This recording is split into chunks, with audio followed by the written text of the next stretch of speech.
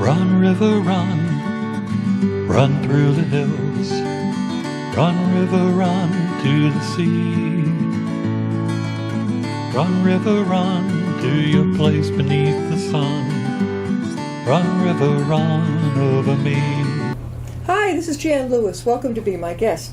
Today we have Gail Weisberg with us, and Gail is in search for a new kidney. Wait till you hear her story. She had a kidney, didn't work out.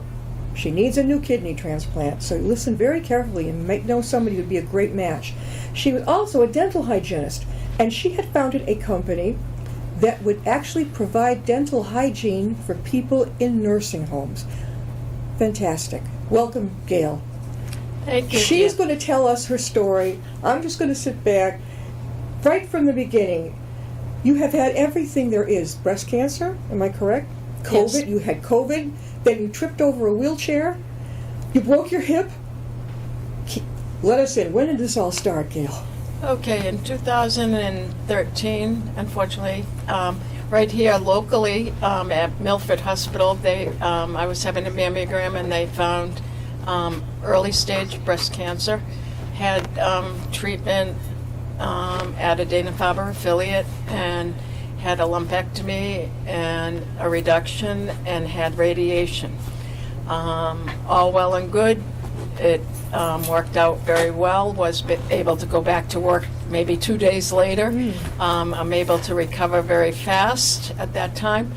Then in 2016, I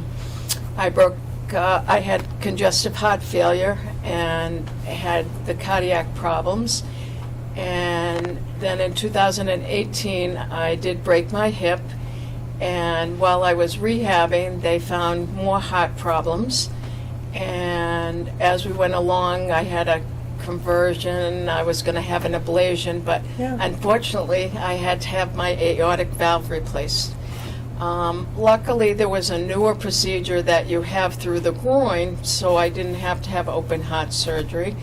And you can recover much faster from that. And while I was recovering from my heart surgery, at that time they talked about needing a kidney. At first we thought I was going to have a live donor right from needing a kidney and not go on dialysis. But unfortunately COVID shut down the transplant unit. And so I did have to go on, I'm on peritoneal dialysis, which I need to explain a little bit because it's a very different kind and people don't know about this kind. There's two types of dialysis. One is hemodialysis and one is peritoneal. So most people go to a center, they have their blood recycled and the toxins come out, and it's very invasive to the heart. So having a heart condition makes it even more dangerous. So peritoneal is a computerized machine that you have at home. The difference between peritoneal and hemo is hemo you do 3 times a week, but peritoneal you do every night. I have to be on. I have a port or a catheter that's in my belly, and I have to be plugged in like 10 hours a night. So No wonder you don't sleep, Gail. you have to hook up. What I can do is I have to be in bed because I'm connected to a computer and tubing, but I can read, I can watch TV. I mean, you're supposed to be able to go to sleep and it should be natural, but unfortunately for me, the dialysis and other conditions keep me up, so it takes me a long time. I typically would fall asleep maybe 5 a.m.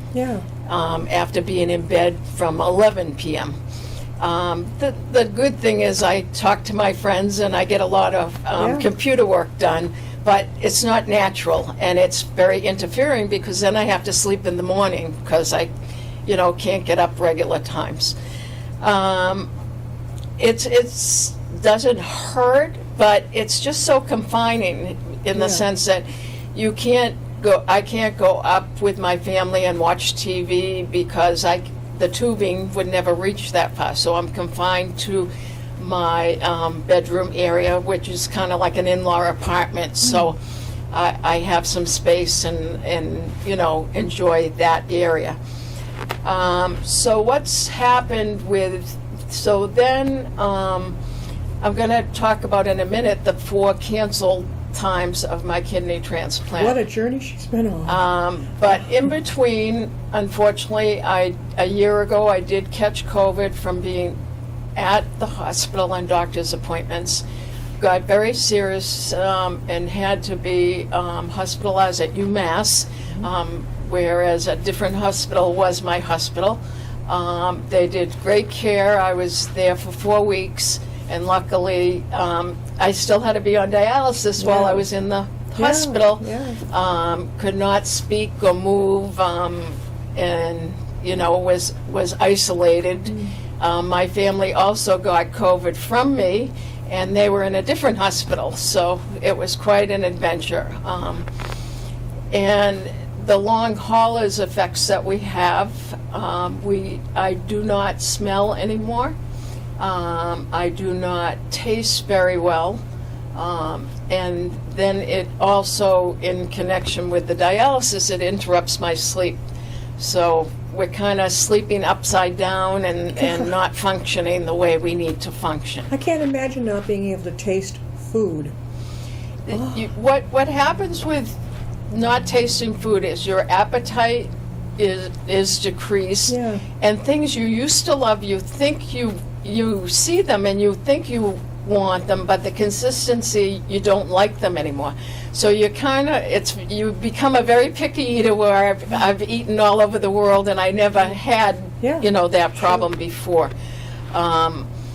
And then you have to be careful knowing what you can put in your stomach, because you can't really taste. But I've really probably cut my appetite in a quarter of what I used to eat, which is good, and it's bad for nutrition and dialysis and all the different things, the medicines I have to take. All right, so that brings us to the kidney. To the kidney. The kidney. I had a kidney disease since I was 18 that produces kidney stones. And I've had kidney stones, if I had to guesstimate, probably 45 times. So I've been in. It wasn't a debilitating disease, it just happened. They took them out and we moved on. But as the years go on, it destroys the function of the kidney. But I didn't have any symptoms. What's very interesting about me, like the COVID symptoms weren't like anybody else's. I didn't have fevers, I didn't have high blood pressure, I didn't have labored breathing, even though I did need oxygen.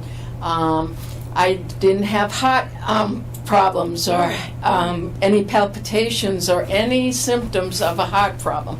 And again, with the kidney problem, I didn't have any symptoms at all either.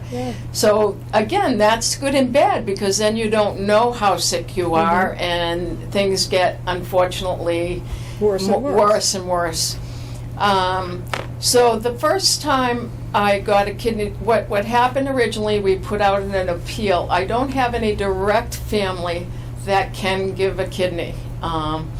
So being in the dental field for all these years, what's lucky is I have a whole family or community of dental people.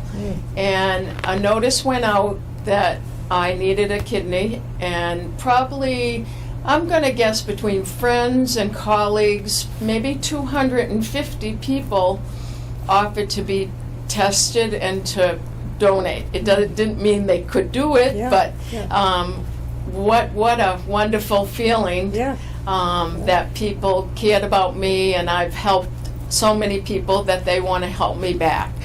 So out of the 250 people, what happened is they go on a site, they put in their medical history, which is confidential, and then the transplant unit decides if they're going to be some kind of match, and they want to do some testing further. So out of the 250, 9 people were possibilities.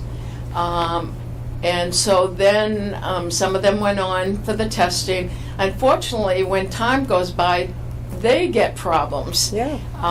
Some of the things you can't have if you're going to be a donor. You can't have had cancer. You can't have high blood pressure. You can't be obese. How about diabetes? No. You can't have diabetes. So almost every American Yeah.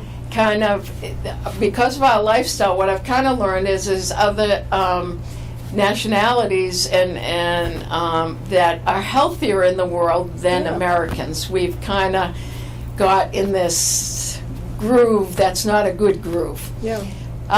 So we went through, I think it was April 2nd, I was scheduled for the first transplant, What year was it now? and that was the month after COVID. So I'm saying it's 2020. 20, COVID hit us. yep, 2020. Yeah. And so at that time, the transplant unit shut down, and they called kidney live transplants elective, That I don't get that. which was like, this, I need this to save my life. To me, Yeah. nothing, that was shocking. But the good thing when I thought about it now is they didn't know what COVID was Maybe they then. thought that person would have it. Yeah. And no, they didn't know how to treat.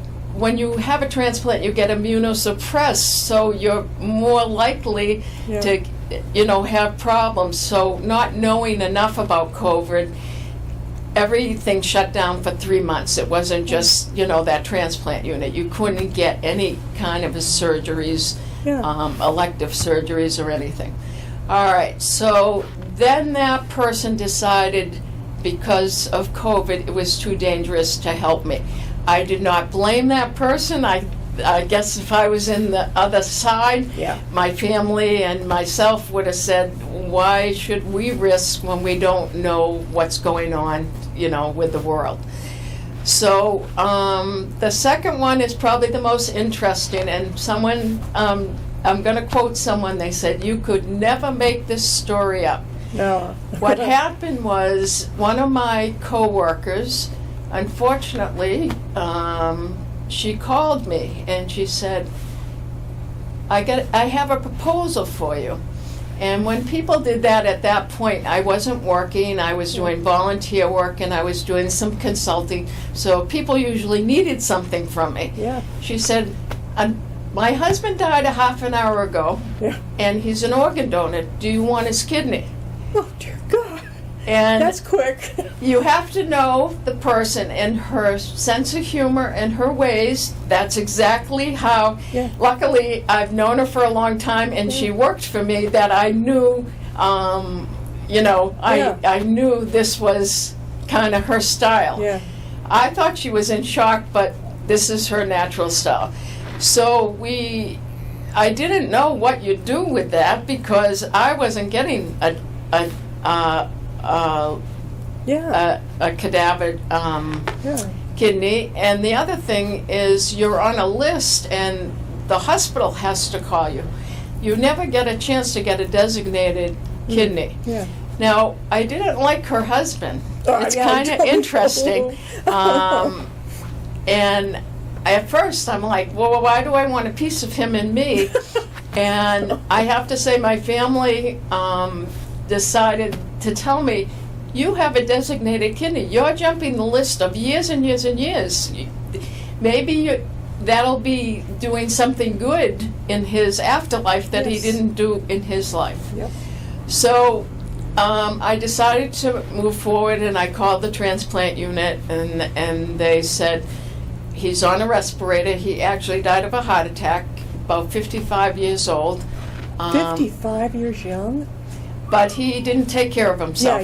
Yeah. He was very, certain things that he did Yeah. were very detrimental But to if his health. they weren't doing the kidney transplants then, unless it was elective, was that now considered elective and urgent? No, when you have a cadaver one, they have 48 hours. Oh, good, okay. And they have to be on a respirator. Yeah. I thought if someone has an accident and they die right there on the site, then they, Yeah. on TV, they just ship it right Yeah. over. But that's not how it works. It has to be working. If it's shut down, then it would have toxins and it wouldn't work for me. Yep. So we went through the procedure of, finding out how to get to the hospital and how the hospital was going to transfer the kidney and stuff. And unfortunately, my transplant team decided they didn't like the shape of his kidney, and they wouldn't give me that kidney.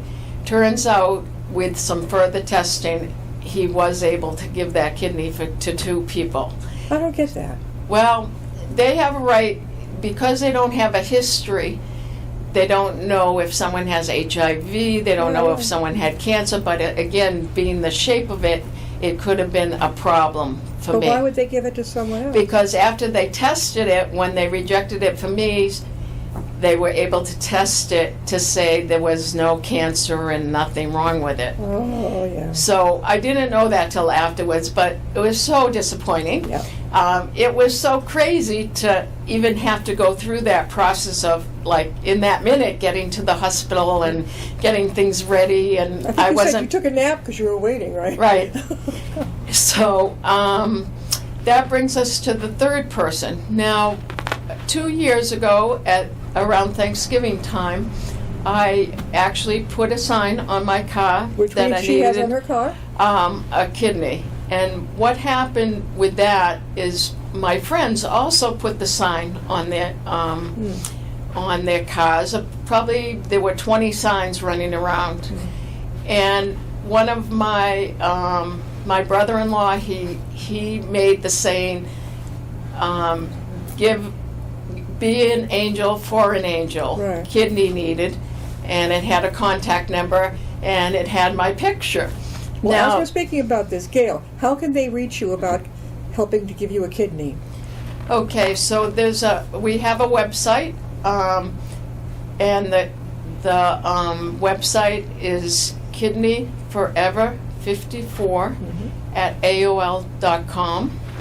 And then I can give them any instructions, and I can talk to them and see good. if there would be a potential, or just to give me Yep. any stories they have. Didn't you meet someone in a parking lot? Didn't someone come up to Okay, you? so from this sign, but I'm not up to that sign yet. I'm up to the first time we had a donor from the sign.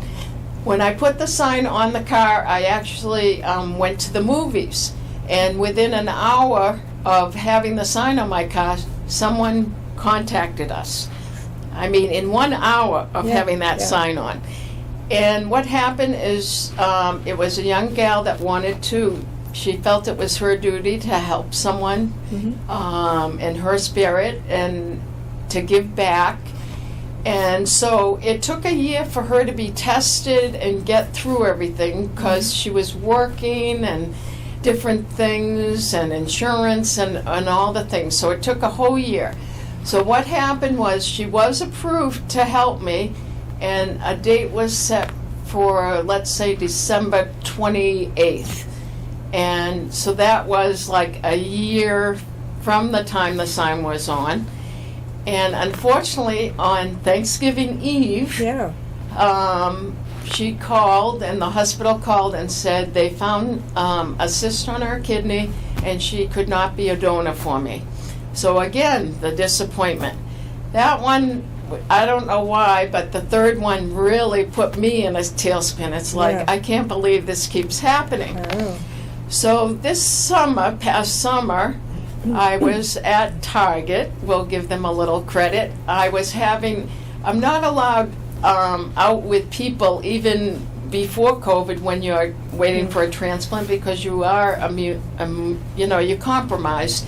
And so I was always careful, but with COVID, I had to pull up to a store, and they had to put the groceries, in Sure. my car. Yep. So I'm in my car, and someone knocks on my window, and this is my angel named Debbie, and Debbie offered to be tested and see if she could help. Yeah. So she went through the process, and lo and behold, a miracle happened that Debbie was a match and was willing to do it. And we had a scheduled date, which was February 15th. And unfortunately, while we were on the table and we were in the operating room for like 5 hours, they found something in Debbie's record that made her not a candidate. They did find a heart condition that it would have been very dangerous for her to go through with the surgery because of the unknown of what the damage was to her heart. So I'm grateful that we saved Debbie. She's still willing to help me, but she would have been ruled out originally in December before they made the time for February. So you can imagine I had gone on the news to spread the word about how I found my kidney and to help other people get kidneys.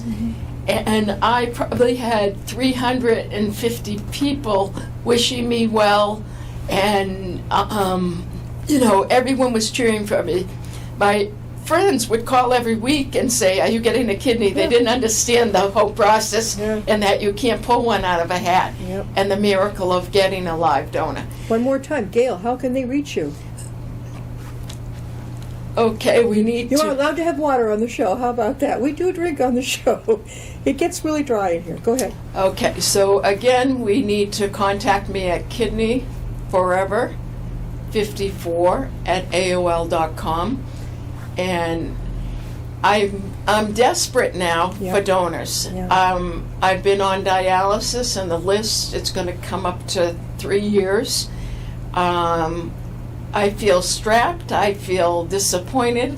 I feel like almost like I drowned this last time, and I'm numb because of the disappointment of getting to that point on the table and the anticipation of everyone says I'll feel better, I'll get my life back. And then it's cut short. And then, it was taken away. How do you get through each day, Gail? You're such a positive person. How do you do it? Okay, so all this time I have been positive. I have been spiritual. I've had prayers come from all over the world. Every religion, every friend. I've had that support. I live with my best friend and her husband, and we take care of each other. Unfortunately, they have health issues, and originally I moved in to help them, but guess what? Now it's time I need help. I think my biggest thing is I used to work 15 to 18 hours a day. Good. As a hygienist. Again, I am a dental hygienist. My background is probably the most interesting dental hygienist you've ever met. Originally, out of high school, went to college for dental hygiene, then worked in private practice for about 5 years, then became the first female pharmaceutical rep in the country, and so I learned the medicines and corporate and different things. But the problem I had with that is I'm a caregiver, and there was nothing caregiving about it. And it was a funny time in pharmaceuticals. Being the first woman, there was a lot of challenges in that area. So when I left, I opened a wellness company, and I did. I invented a stop smoking program. We did weight control. We did set up gyms, daycare centers. I mainly worked in companies, and I got to travel all over the country in these big corporate companies like Fidelity and Bendix and Apple and all the different things. And it was very rewarding, and it got so big it had to be sold out, and to this day some of my programs are still being used. Like in nursing homes? Do they still do that? No, this was not in nursing homes. This was in companies, corporate companies at the time. All right, then I worked for Siemens for a while in their marketing department with the lithotripsy, the CAT scan, and the laser scalpel for plastic surgery. And then one day I woke up and my next venture was economic development for the state of Rhode Island. And I learned they wanted a successful woman that had a business.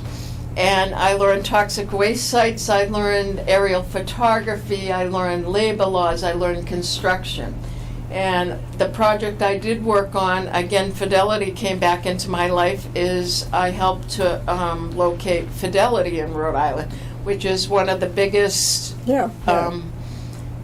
programs, you know, in Rhode Island. So that brings me back. Then one day I woke up and wanted to be back in hygiene. Yeah. So I did work in private practice clinics, and then worked in nursing homes. That's where that came in. For 10 years. I think you mentioned that we've got about 4 minutes left. You mentioned that Mass Health, Medicaid, didn't do well at that point of covering the hygienical things for these people. Okay, so we provided full dental services with extractions and fillings, indentures, cleanings, and fluorides, and all the different things. We had digital x-rays with us, so full service. But at that time, right, the reimbursement rates, even to this day, they're so low, it's very hard to provide those services. Think of the equipment you need to be mobile, the rules to be mobile, the dentists, hygienists, assistants, you know, and the travel. Every day I would be typically traveling 150 miles a day. Round trip. Yeah, because we covered all of Massachusetts. But now Medicaid has stepped up. I was sharing with Gail, they will pay for your crowns. Well, not again. Number one, people in nursing homes, it wouldn't be relevant, and they don't. Again, the rembursement's so low, you can't even pay a lab fee or a dentist to do it. So, do you miss it? I'm a caregiver, and of course, my life has changed, and I'm strapped to a machine. And well, if you know of anybody, if you yourself would like to help Gail out, find a kidney. Tell them again how they can reach you. Okay, so the process is, if you reach me at this email, kidneyforever54@aol.com, then I can run you through the procedure. We can see if it's possible for you to be a donor. Then you would simply go on a site and put in your medical information. That would be confidential, and then the hospital would take it from there. God, Gail has been such a great guest. I know when I first talked with her on the phone, I'm like, this way, you have been through just about everything there is. But there is big hope out there. If you know of somebody who has a kidney, if you'd like to help her out, she has told you a number of times on the show how to reach her. And you have your car, and you have the sign. What does the sign say on your car? Give an angel. Give an angel. Be an angel and give a angel Be an a kidney. angel for an angel, and donate a kidney. And it doesn't matter how old they are, correct? The age is 25 to 85. Oh, awesome! She's very, very young, so you have no worries on that. But this is great. Are you optimistic? This last time put a little damper, and there's always hope, and I need another miracle, and people said I deserve another miracle for all the good I've done for other people. Yep. I still do volunteer for, I do dentistry for cancer patients, free dentistry, and for vets, and we do school programs, so I'm doing what I can do with my limited You are health. amazing. Thank you for being with us, Gail. And if you want to get back on, no problem. We'd love to have you back. Okay. The more we get that word out. And, of course, she's going to be, everybody interviewed on here is on YouTube, locally, and this is a great way to get the word out. I really hope that things work just perfect for you. Thank you. We'll see you next time or be my guest.